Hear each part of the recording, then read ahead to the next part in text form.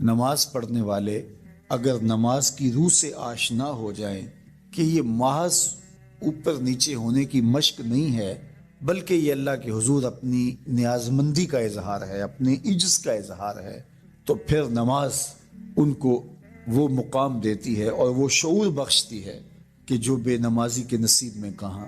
انسان کے اشرف اعضاء اس کے سر میں ہیں، بولنے کی قوت زبان سر میں، دیکھنے کی قوت آنکھیں سر میں، سننے کی قوت کان سر میں، سوچنے کی قوت دماغ سر میں، سونگھنے کی قوت ناک سر میں، اور یہ سر مالک کے در پہ۔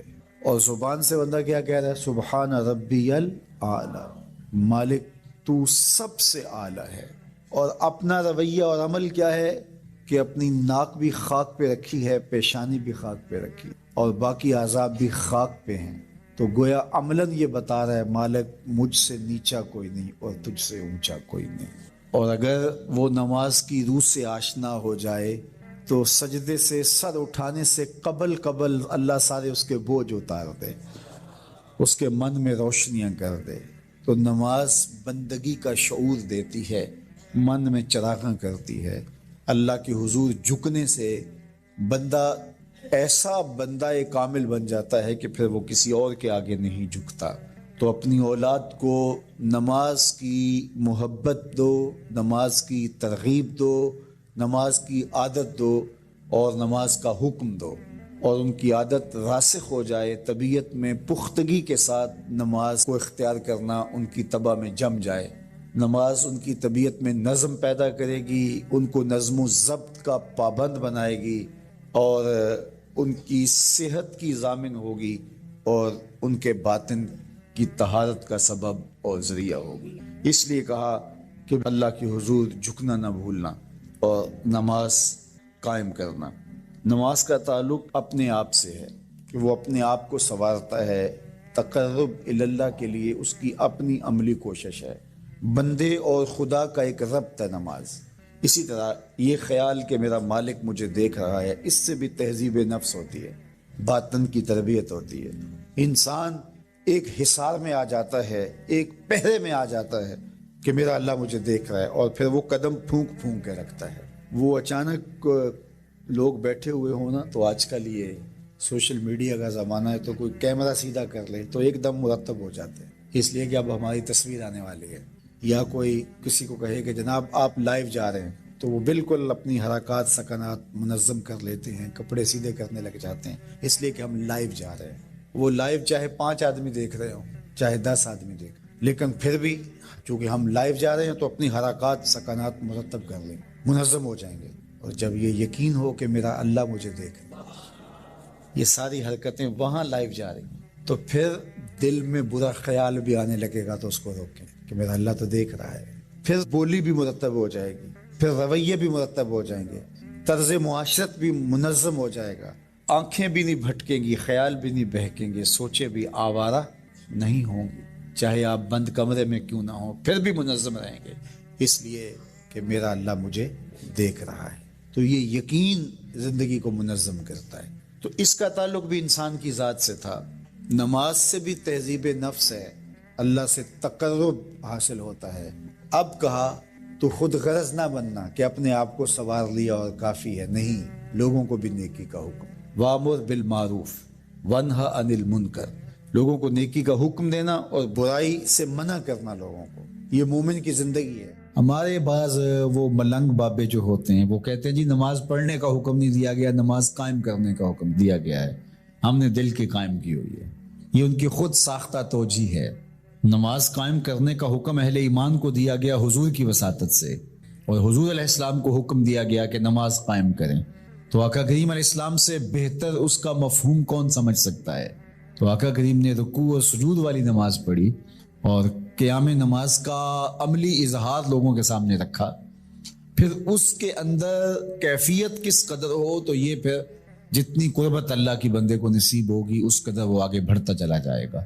تو یہ باطل توجیہات یہ جاہل لوگوں کی، جس کے بدن سے بدبو کے ببوکے پھوٹ رہے ہوں اور جس کے جسم میں جوئیں پڑی ہوں اور جس نے 6 سال سے غسل نہ کیا ہو، وہ اس اعتماد سے کہہ رہا ہوتا ہے ہم نے قائم کی ہوئی ہے، ہم نے دل کی قائم کی ہوئی ہے۔ اللہ اکبر۔ تو یہ اس معاشرے میں ایسے لوگوں کو ماننے والے اور ایسے لوگوں کی باتوں کو غور سے سننے والے اور ان جاہلانہ باتوں کو معرفت کی باتیں قرار دینے والوں کی کمی بھی نہیں ہے. تو اللہ تعالیٰ جل شانہ سے ہدایت مانگنی چاہیے کہ اللہ ہمیں ہدایت کا نور نصیب فرمائے. تو اقامت نماز سے کیا مراد ہے؟ اس کے فرائض کے ساتھ ادا کرنا، یا پھر رکوع سجود تلاوت کا اتمام اور اس میں خشوع کا اور خضوع کا اظہار اور اس میں مکمل ڈوب جانا کہ گویا تم اللہ کی عبادت کر رہے ہو تو اس کو دیکھ رہے ہو. حضرت عثمان غنی رضی اللہ تعالیٰ عنہ فرماتے ہیں کہ جس نے صحیح وضو کیا، حضور علیہ السلام سے روایت کہ جس نے صحیح وضو کیا جس طرح میں نے وضو کیا ہے اور 2 رکعت پڑھی اور اس میں اس کو کسی غیر کا خیال نہ آیا تو اللہ تعالیٰ اس کے پچھلے سارے گناہ معاف کر دیتا ہے صرف 2 رکعت سے. لیکن اگر ساری نماز ہی خیالوں سے بھری پڑی رہی اور تصورات کہیں اور بھٹکتے رہے اور انسان کھڑا نماز میں ہے لیکن بہکتا کہیں اور رہا تو پھر وہ نماز کی صحیح اقامت نہیں ہوگی. تو اقامت صلاۃ سے مراد جو ہے وہ یا تو اس کو فرائض و واجبات کے ساتھ ادا کرنا اور دوسرا مفہوم کے خشوع کے ساتھ پورے اراکین کا اعتدال اور اتمام. تو دونوں اس کے مفہوم بیان فرمائے گئے ہیں. تو ظاہر ہے کہ ابتدا کے اندر تو کوشش ہوگی کہ فرائض واجبات پورے ہو جائیں، تو وہ خشوع اگر نہیں بھی حاصل ہو پایا تو پھر بھی کوشش جاری رکھنی چاہیے، نہ یہ کہ اب وہ تو کیفیت ہی نہیں نصیب ہو رہی تو میرا نماز پڑھنے کا کیا فائدہ. حضرت محدث کچوچوی علیہ رحمہ سے کسی مرید نے کہا حضرت نماز پڑھتا ہوں لیکن لطف نہیں آتا، مزہ نہیں آتا. تو آپ نے اسے سوالیہ انداز میں پوچھا کہ اس کے باوجود بھی پڑھتے ہو؟ اس نے کہا جی وہ تو فرض ہے، پڑھتا تو ہوں. تو آپ جھومنے لگے، فرمایا واہ واہ، تمہیں مزہ نہیں آتا پھر بھی پڑھتے ہو؟ اس کا مطلب ہے تم مزے کے لیے نہیں اللہ کے لیے پڑھ رہے ہو. تو اگر لطف آ جائے، وہ کیفیت، وہ حظ، وہ تو بہت بڑی بات ہے. لیکن اگر نہیں بھی ہے تو اس کا فریضہ تو ہے اس کی طرف سے جو عائد ہوتا ہے. تو وہ شکل بنا کے تو کھڑے ہوں، وہ صورت بنا کے تو کھڑے ہوں، تو کسی دن وہ کیفیت بھی پیدا ہو جائے گی. خورش دے بدر را جو کب کو حمام کہ یک روز افتد ہمائے بدام. سعدی شیرازی فرماتے ہیں کہ دانے ڈالتا رہے، چوغا ڈالتا رہے، کبھی کبوتر آئے گا، کبھی کوا آئے گا، کبھی کوئی اور فاختہ آ جائے گی، لیکن کسی دن وہ بھی آ جائے گا جس کے لیے تم یہ سب کچھ کر رہے ہو. تو اس لیے محنت کو جاری رکھو، کوشش کرتے رہو، تو ایک دن انشاءاللہ اس کیفیت میں بھی چلے جاؤ گے. دروازہ کھٹکھٹانا چھوڑنا نہیں ہے، دستک دیتے رہو، کبھی تو بوا کھلے گا نا، کبھی تو آواز آئے گی کھلا ہے دروازہ آ جاؤ اندر. پھر اندر سرور کی وادی ہوگی، کیف کا جہاں آباد ہوگا. اور آقا کریم نے ہمارے لیے آسانی پیدا فرما دی کہ اللہ کی عبادت اس طرح کرو کہ گویا تم اسے دیکھ رہے ہو، اور اگر یہ نہیں تو کم از کم یہ کیفیت تو ہو کہ وہ تمہیں دیکھ رہا ہے. تو اپنی اپنی کیفیت ہوتی ہے. بہرحال نماز کو ترک نہیں کرنا، بھرپور کوشش ہو کہ خشوع و خضوع کے ساتھ نصیب ہو. نماز کا حکم صادر کیا گیا ہے. نماز اللہ کے قرب کا ذریعہ ہے. بندہ سجدے میں سب سے زیادہ اپنے رب سے قریب ہوتا ہے. انسان اشرف المخلوقات ہے. جتنی بھی مخلوقات کے انداز عبادت ہیں وہ سارے نماز کے اندر جمع کر دیے گئے. قیام، رکوع، قومہ، جلسہ، سارا کچھ نماز کے اندر جمع کر دیا گیا. بلکہ ایک روایت میں آتا ہے کہ جب کوئی شخص نماز پڑھنے کے لیے کھڑا ہوتا ہے تو فرشتوں کی 10 صفیں ہیں جو تعجب اور رشک کرتی. صاحب قوت القلوب شیخ ابو طالب مکی نے اس کا مفصل تذکرہ فرمایا ہے کہ کچھ فرشتے قیام میں ہیں، کچھ فرشتے قعود میں ہیں، کچھ فرشتے رکوع میں ہیں، کچھ کچھ فرشتے سجدے میں، کچھ تسبیح کر رہے ہیں، کچھ تحلیل کر رہے ہیں، کچھ استغفار طلب کر رہے ہیں، کچھ ثنا کرتے ہیں، کچھ درود پڑھتے ہیں اور کچھ دعا مانگ رہے ہیں۔ جو رکوع کرتا ہے وہ ہمیشہ رکوع میں ہے، سجدہ اس کا مقصود نہیں ہے۔ جو قیام میں ہے وہ قیامت تک قیام میں ہی رہے گا۔ جو تسبیح کر رہا ہے اس کا وظیفہ تسبیح ہی ہے۔ جو ثنا میں لگا ہے وہ ثنا کو ہی ساری زندگی قیامت تک اپنائے رکھے گا۔ جو استغفار طلب کر رہا ہے وہ استغفار میں ہی ہے۔ لیکن جب انسان نماز کے لیے کھڑے ہوتے ہیں تو یہ 10 صفیں جو فرشتوں کی ہیں یہ انسان پہ غش کرتی ہیں، اس اعتبار کے کہ جو قیام میں ہے وہ کہتے ہیں کہ میری نماز میں تو صرف قیام ہے، لیکن یہ انسان کتنا خوش نصیب ہے کہ اس کی نماز میں قیام بھی ہے، رکوع بھی ہے، سجدہ بھی ہے، قعود بھی ہے۔ استغفار والے کہتے ہیں کہ میرے پاس صرف استغفار ہے، ثنا والا کہتا ہے کہ میرے پاس صرف ساری زندگی ثنا ہے، لیکن اس کی نماز میں ثنا بھی ہے، اس کی نماز کے اندر استغفار بھی ہے، اس کی نماز کے اندر دعا بھی ہے، اس کی نماز کے اندر درود بھی ہے، اس کی نماز کے اندر سلام بھی ہے۔ تو اس طرح فرشتوں کی جو 10 صفیں ہیں جو مختلف نوعیت کے طرز عبادت میں لگی ہوئی ہیں، تو حضرت انسان کی عبادت پر فرشتے بھی غش کرتے ہیں کہ یہ کتنا اللہ کا مقرب ہے کہ اللہ نے اپنی عبادت کے سارے طریقے اور اپنے کو پکارنے کے سارے انداز ایک انسان کو عطا کر دیے۔ نماز اللہ کے قرب کا سب سے بڑا ذریعہ ہے۔ حضرت شیخ مجدد الفسانی علیہ رحمہ فرماتے ہیں کہ جو لذت نماز میں ہے وہ کسی اور جگہ موجود نہیں ہو سکتی ہے۔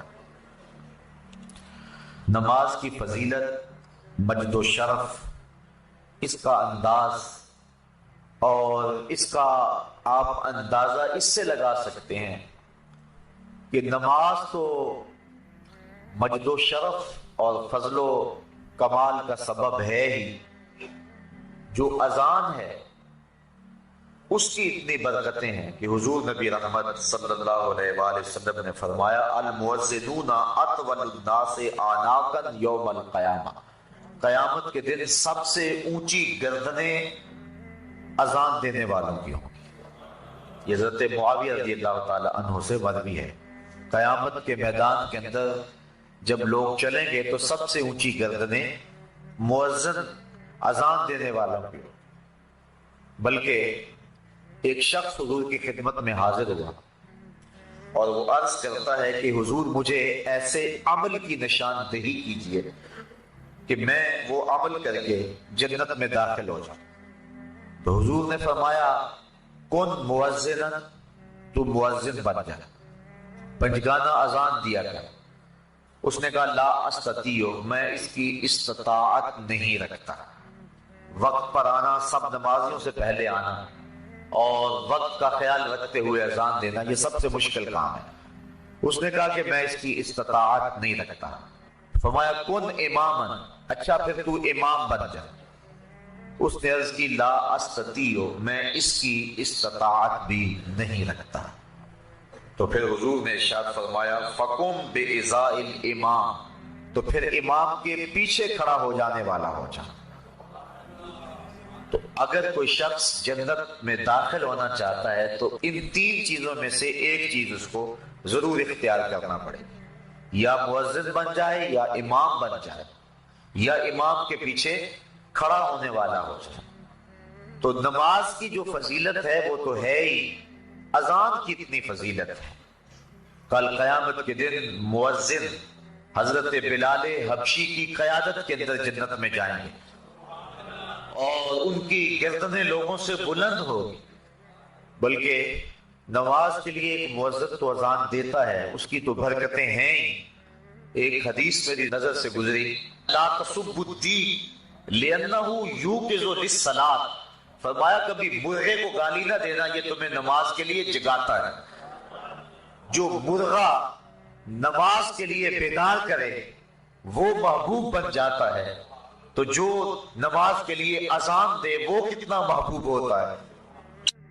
وہ محبوب ہوتا ہے تو جو نماز جو مقصود ہے جو پڑھے پھر اس کو اللہ کی محبت کتنی حاصل ہوتی ہے۔ بلکہ جب کوئی شخص ندا دیتا ہے، حدیث شریف میں لفظ ہیں، حضرت ابو ہریرہ رضی اللہ تعالی عنہ سے مروی ہے، جو شخص ندا دے اور پھر جو اس کا جواب دے۔ حضرت بلال حبشی نے ندا دی، حضور کے ساتھ صحابہ تھے، جب حضرت بلال حبشی خاموش ہوئے تو حضور نے ارشاد فرمایا من قال مثل ھذا یقینا دخل الجنہ، جس نے یقین کے ساتھ جو بلال نے کہا ہے وہ جواب میں کہے، یعنی اذان کا جو جواب دے دے، فرمایا جو یقین کے ساتھ اذان کا جواب دے دے، فرمایا وہ سیدھا جنت میں جائے گا۔ ابھی نماز کی جو فضیلت ہے وہ ایک بہت بڑا امر ہے، اذان دینے والے کی جو برکتیں ہیں اور اس کو جو مجد و شرف ملتا ہے، اور اذان کی جو پکار پہ لبیک کہتا ہے۔ لوگ تین طرح کے ہیں، ایک وہ ہیں کہ جب اذان ملتی ہے تو وہ فوراً سارے کام چھوڑ کے نماز کی تیاری میں لگ جاتے ہیں۔ ایک روایت میں آتا ہے قیامت کے دن کچھ لوگ جن کے چہرے ستاروں اور موتیوں کی طرح چمکتے ہوں گے، وہ ظاہر ہوں، لوگوں کی ایک جماعت ہوگی، فرشتے ان کو پوچھیں گے تم کون ہو؟ تو وہ عرض کریں گے کہ ہم وہ لوگ ہیں کہ جو ہی اذان ہوتی تھی ہم سارے کام چھوڑ دیتے تھے اور فوراً وضو کر کے مسجد کا رخ کرتے تھے۔ تو فرشتے انہیں مبارک دیں گے اور جنت کا مجدہ دیں گے۔ پھر ایک جماعت اور آئے گی جن کے چہرے چاند کی طرح چمک رہے ہوں گے، فرشتے انہیں پوچھیں گے تم کون ہو؟ تو وہ کہیں گے کہ ہم وقت داخل ہونے سے پہلے ہی وضو کر لیا کرتے تھے اور اذان کے ساتھ ہی مسجد کی طرف چل دیتے تھے۔ فرشتے انہیں مبارک دیتے ہیں اور جنت کا مجدہ دیتے ہیں۔ پھر ایک اور جماعت آئے گی جن کے چہرے سورج کی طرح چمکدار ہوں گے، فرشتے پوچھیں گے تم کون ہو؟ تو وہ کہیں گے کہ ہم وہ لوگ ہیں کہ ہم وضو کر کے طہارت بنا کے مسجد میں پہنچ جاتے تھے تو اذان ہوتی تھی، یعنی ہم اذان مسجد میں ہی سنتے تھے۔ حضرت سعید بن المسیب رضی اللہ تعالی عنہ جلیل القدر تابعی، آنکھوں سے نابینے تھے لیکن جو روشنی دل میں تھی، جو بینا ہیں ان کے پاس بھی وہ اجالے کہاں ہو سکتے ہیں جو حضرت سعید بن المسیب کے پاس تھے۔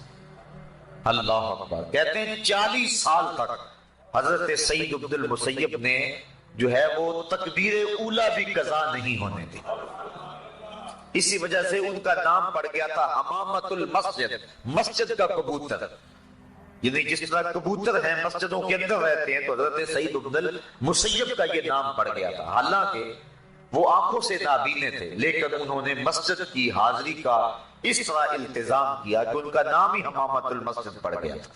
بلکہ جب یزید نے مدینے کو اجاڑا ایام حرہ میں، جب اس نے 3 دن تک اہل مدینہ کو سخت پریشان رکھا اور اس کے گھوڑے مسجد نبوی کے اندر باندھے گئے، اس وقت جو بھی پکڑا جاتا اس کو قتل کر دیا جاتا، تو حضرت سعید بن المسیب ان ایام کے اندر بھی مسجد میں رہے۔ فرماتے ہیں کہ لیکن میں پریشان تھا کہ ظہر کا وقت ہوگا کون بتائے گا، مغرب عشاء کا وقت ہوگا کون بتائے گا۔ 3 دن تک مسجد نبوی میں نہ اذان ہوئی نہ اقامت ہوئی۔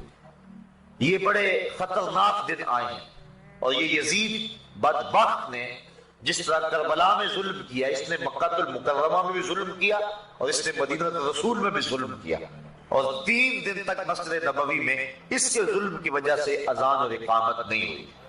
حضرت سعید بن المسیب آنکھوں سے نابینے تھے اور جب بھی کوئی یزید کے فوجی آتے تو نابینا سمجھ کے چھوڑ جاتے۔ فرماتے ہیں میں پریشان تھا کہ مجھے نمازوں کے وقت کا کون بتائے گا. اس مشکل وقت میں انہیں یہ پریشانی لاحق تھی کہ کہیں نماز کا وقت نہ گزر جائے. تو کہتے میں حضور کے روضے کے پاس بیٹھا تھا. فلم ازل اسمع الاذان والاقامۃ من قبر رسول اللہ صلی اللہ علیہ وسلم. اور میں جب بھی پھر نماز کا وقت آیا گنبد خضرا سے اذان کی آواز بھی آئی اور اقامت کی آواز بھی آئی. تو جو شخص اہتمام کریں کہ ہم نے تکبیر اولا کو قضا نہیں کرنا ہے، ان کے لیے پھر اللہ یوں بھی اہتمام فرما دیتا ہے. ان حالات میں بھی ان کی تکبیر اولا قضا نہیں ہوئی اور 3 دن تک گنبد خضرا کے مکین کے ساتھ مل کے نمازیں پڑھتے رہے. یہ حضرت سعید بن المسیب رضی اللہ تعالی عنہ کا اعزاز ہے، یہ ان کی تکریم ہے، یہ ان کی عزت افزائی ہے. اللہ اکبر. حضور فرمایا کچھ لوگ مسجدوں کی میخیں ہوتی ہیں، جس طرح کیل ٹھکا ہوتا ہے وہ مسجدوں میں یوں وابستہ ہوتے ہیں، اور اگر کسی وجہ سے وہ مسجد کی حاضری سے قاصر ہو، بیماری کی وجہ سے اگر وہ مسجد میں نہیں آ رہے، اللہ کے فرشتے ان کا حال پوچھنے کے لیے جاتے ہیں.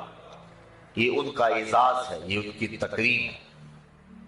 بلکہ فرمایا سبعۃ یذلھم اللہ تعالی فی ظلہ یوم لا ظل الا ظلہ، امام عادل وشاب نشأ فی عبادۃ اللہ ورجل قلبہ معلق بالمساجد ورجل دعته امرأة ذات منصب وجمال فقال انی اخاف اللہ ورجلان تحابا فی اللہ اجتمع علیہ وتفرقا الیہ ورجل تصدق بصدقة فأخفاها حتى لا تعلم شماله ما تنفق يمينه ورجل ذكر الله خاليا ففاضت عيناه. فرمایا 7 اشخاص ایسے ہیں قیامت کے دن جب کوئی سایہ نہیں ہوگا، اللہ ان 7 کو اپنے عرش کا ٹھنڈا سایہ عطا فرمائے گا. ان میں سے جو تیسرا شخص بیان فرمایا، حدیث طویل ہے، وَرَجُلٌ قَلْبُهُ مُعَلَّقٌ بِالْمَسَاجِدِ، وہ آدمی جس کا دل مسجد کے ساتھ لگا ہوا ہے، اسے جب بھی ڈھونڈو مسجد میں ملے گا، مسجد کے ساتھ وابستہ ہے، مسجد کی تعمیر کے لیے، مسجد کی آبادی کے لیے، مسجد کی صفائی کے لیے، اس کا دل مسجد سے وابستہ ہے. حضور فرمایا کل قیامت کے دن جب کوئی سایہ نہیں ہوگا، اس شخص کو اللہ اپنے عرش کا ٹھنڈا سایہ نصیب فرما دے. اللہ اکبر. تو اذان، اقامت اور مسجد یہ نماز سے متعلقہ چیزیں ہیں، اور اللہ تعالیٰ نے ان متعلق چیزوں پر بھی وہ برکتیں اور وہ شرف رکھا ہے کہ انسان کی نجات کی یہ چیزیں ضمانت ہیں. تو پھر جو نماز ہے، نفس نماز، پھر اس کی کیفیت کیا ہو. بلکہ ایک حدیث میں آتا ہے اذا صبح بالصلاۃ فتحت ابواب السماء واستجیبت دعا، جب اقامت ہوتی ہے تو اللہ آسمان کے دروازے کھول دیتا ہے، اور یہ جو اقامت کا وقت ہوتا ہے اس وقت جو دعا مانگو اللہ وہ دعا پوری فرما دیتا ہے. اور حضرت انس رضی اللہ تعالی عنہ سے روایت ہے کہ اقامت اور اذان کے درمیان کا جو وقفہ ہوتا ہے، اس وقفے میں جو بھی دعا مانگی جائے اللہ تعالیٰ اس دعا کو قبول فرماتا ہے، رد نہیں کرتا. بلکہ حضور نے ارشاد فرمایا کہ اس وقت اللہ سے دعا مانگ لیا کرو. صحابہ نے عرض کی حضور پھر کون سی دعا مانگیں؟ اس وقت، اس اہم وقت میں ہم اللہ سے کون سی دعا مانگیں؟ حضور نے فرمایا صلی اللہ العافیت فی الدنیا والآخرہ، اللہ سے دنیا اور آخرت دونوں جہاں کی بہتری اور عافیت طلب کر لیا کرو. یعنی دنیا بھی ٹھیک ہو جائے، آخرت بھی ٹھیک ہو جائے. مومن دونوں جہانوں کا طلبگار ہے. ایک صحابی کو دیکھا سخت کمزور ہے، فرمایا تمہاری یہ حالت کیا ہوئی؟ عرض کی حضور میں نے اللہ سے دعا مانگی کہ جو دکھ تکلیفیں میرے مقدر کی ہیں وہ آخرت میں نہ آئیں، دنیا پہ ہی آ جائیں، اور میں دنیا پہ سارے دکھ اور عذاب اور مصیبتیں جھیل لوں تاکہ میری آخرت صاف ہو جائے. بظاہر یہ بڑی ایک ایسی بات کی جس پہ داد دی جاتی کہ اس نے آخرت کو اختیار کیا، لیکن حضور اس بات پر خوش نہیں ہوئے. فرمایا تو نے یہ کیوں کہا ہے کہ میرے حصے کی جو تکلیفیں ہیں وہ دنیا پہ ہی آ جائیں، آخرت میں نہ آئے؟ تو نے یہ کیوں نہیں کہا ربنا آتنا فی الدنیا حسنۃ وفی الآخرۃ حسنۃ، اے اللہ مجھے دنیا میں بھی بہتریاں دے دے، آخرت میں بھی بہتریاں دے. جو مومن ہے وہ دونوں جہاں کی بہتریاں چاہتا ہے. یہ نہیں ہے کہ دنیا کے اوپر پستے رہیں، ہم دنیا کے اوپر پسنے کے لیے نہیں آئے۔ امت مسلمہ دنیا آخرت دونوں کی طالب اور دونوں کی چاہنے والی، اور اللہ کے خزانے بڑے وسیع ہیں، اس لیے جب اس سے مانگو تو کھل کے مانگو، تم اپنے دامن کو تنگ پاؤ گے، اس کے خزانوں میں کمی نہیں ہے۔ اس لیے اپنے لیے بھی مانگو، اوروں کے لیے بھی مانگو، دنیا بھی مانگو، دین بھی مانگو، آخرت بھی مانگو۔ تو عرض کی کہ حضور اذان اور اقامت کے درمیان اللہ سے کیا مانگے؟ تو فرمایا صلی اللہ العافیت فی الدنیا والآخرہ، اللہ سے دنیا اور آخرت کی عافیت طلب کرو۔ تو یہ قبولیت کے لمحے ہیں جو دعا کی جائے اللہ اس دعا کو مستجاب فرماتا ہے۔ بلکہ نماز تو آگے آتی، جب انسان وضو کے لیے اپنے چلو میں پانی لیتا ہے، سب سے بڑی نشانی اور سب سے بڑی دولت جو محبوب کے دامن میں ڈالی گئی اور حضور کو عطا کی گئی وہ اپنا دیدار تھا۔ سب سے بڑی دولت جو اللہ تعالیٰ نے اپنے محبوب کو عطا فرمائی وہ اپنا دیدار تھا۔ رخ سے پردہ ہٹا دیا اور محبوب کو اپنا جلوہ دکھا دیا۔ اللہ اکبر۔ اعلی حضرت امام اہل محبت امام الشاہ احمد رضا خان فاضل بریلوی علیہ رحمہ فرماتے ہیں، اور غیب بلا تم سے کیا نہاں ہو، جب خدا ہی تم سے نہ چھپا تم پہ کروڑوں درود۔ اب اس میں بھی اختلاف ہے کہ کیا دیدار الہی حضور نے معراج کی رات کیا تھا یا نہیں کیا تھا۔ بعض لوگوں کا موقف یہ ہے کہ حضور گئے تھے اور سدرۃ المنتہا کے پاس جبریل امین کو دیکھ کر آ گئے تھے، اللہ تعالیٰ کا دیدار نصیب نہیں ہوا۔ اگر یہ بات ہے تو پھر معراج موسیٰ علیہ السلام اور معراج مصطفیٰ میں فرق کیا ہوا کہ انہوں نے بھی نہ دیکھا اور یہ بھی نہ دیکھ سکے؟ اور جبریل کو اگر دیکھنے گئے تھے، جبریل تو 26,000 مرتبہ حضور کی چوکھٹ پہ آیا تھا، تو پھر حضور علیہ السلام وہاں گئے۔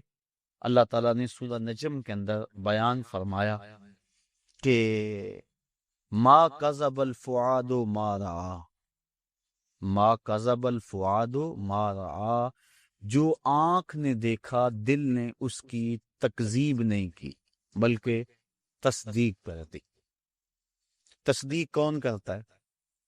ایک شخص اچانک یہاں نظر آئے اور میں گمان کروں کہ یہ فلاں شخص ہے، تو میں آپ سے پوچھوں جناب یہ وہی ہے؟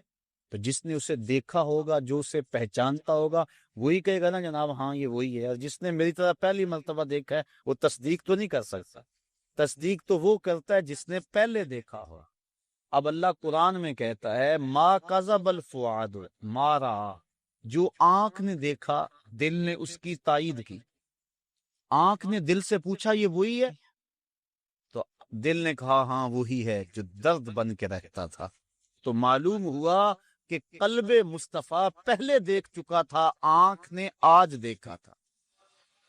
تو جس کو دل نے دیکھا ہو جب آنکھ اسے دیکھ لے تو اسے معراج کہتے۔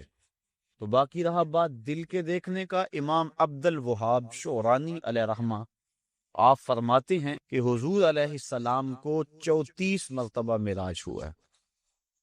33 مرتبہ حضور کو قلبی اور روحانی معراج ہوا ہے، اور 1 مرتبہ سر کی آنکھوں سے اپنے رب کو دیکھا ہے۔ تو دل تو پہلے بھی جلوے پا چکا تھا، دل کو پہلے بھی انوار کی دولت ملی تھی، اور آنکھ نے آج پہلی بار دیکھا تھا۔ تو جو دل میں ہو جب سامنے آ جائے تو اسے معراج کہتے ہیں۔ تو ما کذب الفؤاد ما رأى، آنکھ نے جو دیکھا پھر دل نے اس کی تائید کر دی، تصدیق کر دی، تردید نہیں کی۔ اس پر علماء کی ابحاث ہیں، گفتگو ہے۔ حضرت امام احمد بن حنبل سے کسی نے پوچھا کیا لیلۃ المعراج کو محبوب علیہ السلام نے اپنے رب کو دیکھا؟ آپ نے فرمایا رآہ رآہ رآہ حتی ان قطع نفسہ، آپ نے فرمایا ہاں دیکھا، اتنی بار یہ لفظ کہے کہ آپ کی سانس ٹوٹ گئی۔ کہا وہ گئے دیکھنے تھے اور دیکھ کر آئے تھے۔ اور اللہ تعالیٰ جل شانہ نے سورہ نجم کے اندر اس بات کو بڑی تفصیل کے ساتھ بیان فرما دیا کہ ارشاد فرمایا ما کذب الفؤاد ما رأى، جو آنکھ نے دیکھا دل نے اس کی تصدیق کی۔ افتمارونہ علی ما یرا، تو کیا تم ان سے ان کے دیکھے ہوئے پر جھگڑتے ہو، تم بحث کرتے ہو ان کے دیکھے ہوئے پہ؟ آگے سنیے ذرا قرآن نے کیا کہا، وَلَقَدْ رَآهُ نَزْلَةً أُخْرَى، اچھا پھر سنو، اس نے ایک بار نہیں 2 بار دیکھا۔ تم ان کے دیکھے پہ جھگڑتے ہو کہ دیکھا کہ نہیں دیکھا، افتمارونہ، کیا تم ان سے بحث کرتے ہو، الا، اس بات پر، ما یرا، انہوں نے جو دیکھا۔ کہا وَلَقَدْ رَآهُ نَزْلَةً أُخْرَى، تو انہوں نے 2 مرتبہ دیکھا۔ اللہ اکبر۔ اور پھر آگے چل کے ارشاد فرمایا ما زاغ البصر وما طغى، اور ایسا دیکھا کہ آنکھ بھی نہیں جھپکی، آنکھ بھی نہیں جھپکی، نہ آنکھ جھپکی نہ حد سے بڑی۔ جب بندہ سورج کو دیکھتا ہے تو نظر چندھیا جاتی ہے اور دیکھ نہیں پاتا۔ حضرت موسیٰ علیہ السلام جلال خداوندی کی تاب نہ لا سکے، خرہ موسیٰ صاعقہ، قرآن نے کہا زمین پہ بے ہوشی ہوئی اور تشریف لے آئے، اور جب سر اٹھایا اٹھے، انی تبت الیک کے نغمے گانے لگے۔ لیکن یہاں کیا ہے، آنکھ بھی نہیں جھپکی، اور آنکھ میں طغیانی اور سرکشی بھی نہیں آئی۔ یہ کون کہہ رہا ہے؟ مالک کہہ رہا ہے کہ ایسا دیکھا کہ آنکھ بھی نہیں جھپکتا، نہ حد سے بڑھتی ہے آنکھ اور نہ آنکھ چندھیاتی ہے۔ دنیا پہ ضابطہ یہ ہے کہ جب کسی منظر کو کوئی ناظر دیکھے تو ناظر منظر کی تعریف کرتا ہے۔ گرمیوں میں آپ شمالی علاقہ جات میں نکل جاتے ہیں، وادی کیلاش میں چلے جاتے ہیں، سوات، کاغان، کتنی خوبصورت وادیاں اللہ نے پاکستان کو عطا فرمائی ہیں۔ وہاں آپ جاتے ہیں، جب واپس پلٹتے ہیں تو دوستوں کے سامنے منظر کشی کرتے ہیں کہ پہاڑوں سے اترتی ہوئی آبشاریں، گنگناتی ہوئی ندیاں، اور درختوں کی وہ قطاریں پریوں کی صورت کے اندر پہاڑوں پہ موجود تھی۔ برف پوش وادیوں کا بھی تذکرہ کرتے ہیں، اٹکیلیاں کرتے ہوئے دریاؤں کے پانیوں کا تذکرہ کرتے ہیں۔ آپ پلٹ کے آ کے منظر نگاری کرتے ہیں کہ حد ہو گئی، کیسا حسن تھا۔ علامہ اقبال علیہ رحمہ جب ان علاقوں میں گئے، کشمیر کے علاقوں میں، تو انہوں نے آ کر کہا من خدارا آنجا دیدم بے حجاب، لوگوں میں اس کو وہاں بے حجاب دیکھ کر آیا۔ اللہ اکبر۔ تو وہ کیسا منظر ہے، بندہ دیکھتا ہے تو دیکھنے والا منظر نگاری کرتا ہے۔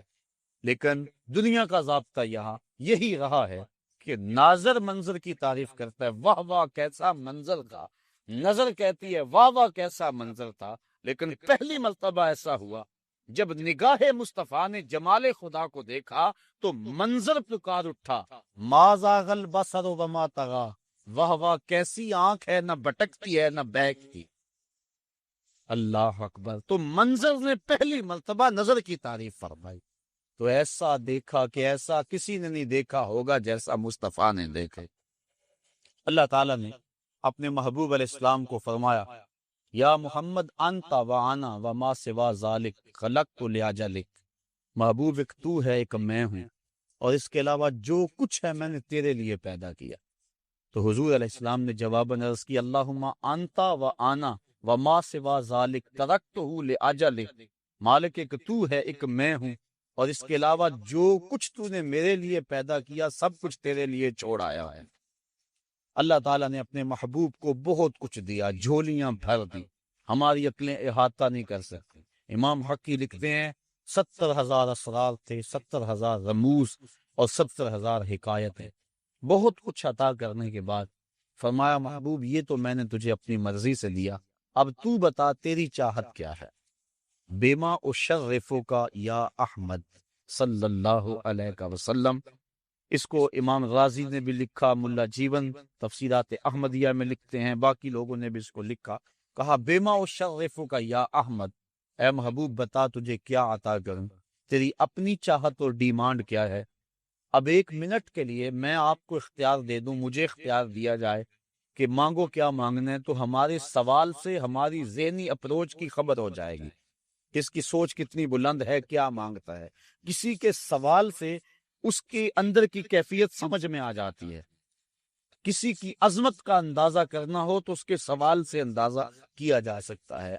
اب اللہ نے اپنے محبوب کو اختیار دیا کہ محبوب مانگ کیا مانگتا ہے۔ اب دیکھیے حضور کا انتخاب کہ حضور نے کیا مانگا۔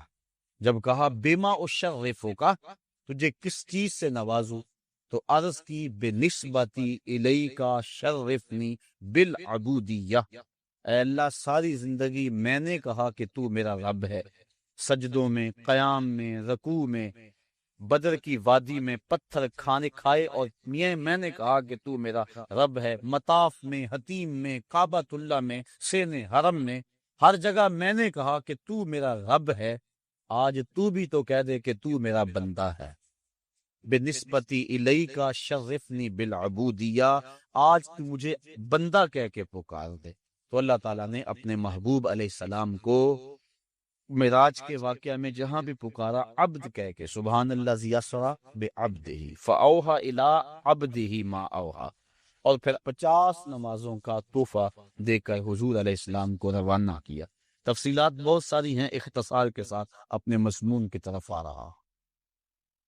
حضرت موسیٰ علیہ السلام چھٹے آسمان پہ ملے اور کہا کیا ملا، بتلایا کہ 50 نمازیں ملی ہیں اور جنابت پر 7 مرتبہ غسل کرنا ملا ہے، کسی کپڑے کو نجاست لگ جائے تو 7 بار اس کو دھونا اور اس سے وہ پاک ہو جائے گا، مجھے یہ ملا ہے، اللہ کی بارگاہ میں حاضر ہوا اور یہ تحائف لے کر پلٹا ہوں۔